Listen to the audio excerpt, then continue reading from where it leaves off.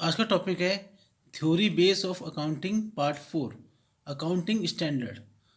Accounting standard होता क्या है?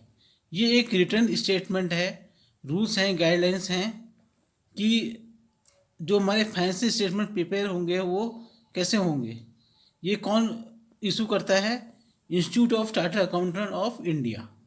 तो ये है क्या? देखो, accounting standard are the written statement consisting of uniform rules and guideline issued by the accounting body of the country such as Institute of Chartered Account of India that are to be followed while preparation and presentation of financial statement. However, the accounting standard cannot override the applicable law, custom, usage and business environment in the country. Override का मतलब होता है वो reversing A previous decision, ये होता है overhead का मतलब। नेक्स्ट है need for accounting standard. First है यूनिफॉर्मिटी, इसका मतलब होता है सिमिलर इन नेचर। ये क्यों होने चाहिए? ताकि हमें इजी हो कि कंपेयर करने में और एनालाइज करने में financial performance of different companies. तो ये है क्या? देखो, accounting standard ensure that financial statement are prepare in uniform manner making it easier to compare and analyze the financial performance of different company. Transparency, इसका मतलब क्या होता है? honest and clear. Accounting standard promote transparency by requiring company to disclose all relevant financial information, enabling stakeholder to make informed decision. इससे क्या होता है? जो स्टेक होल्डर्स होते हैं, जैसे शेयर होल्डर्स होते हैं, तो उनको इन्फॉर्मेशन मिलती है इससे कि कंपनी की फाइनेंशियल परफॉर्मेंस कैसी है। नेक्स्ट देखते हैं। नेक्स्ट है तीसरा है रिलायबिलिटी। रिलायबिलिटी मतलब क्या होता है? Trustworthiness. Accounting standard enhance the reliability of financial statement by ensuring that they are prepared in accordance with set of pre defined rules and principles. फिर है रेगुलेटरी कंप्लायंस। कंप्लायंस का मतलब क्या होता है? A set of rules, law and guidelines. Accounting standard help company comply with regulatory requirements and avoid legal and financial consequence of non compliance.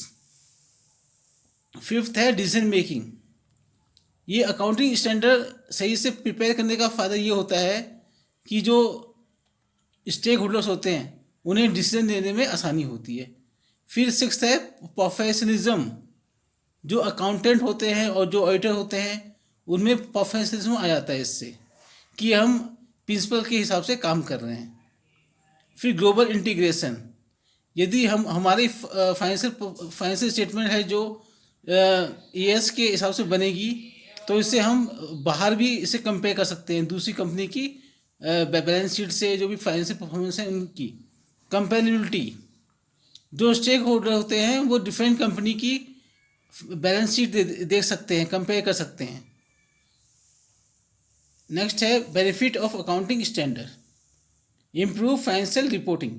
Accounting standard help companies to prepare accurate and reliable financial statement. Second है improve regulatory oversight. Oversight मतलब होता है monitoring.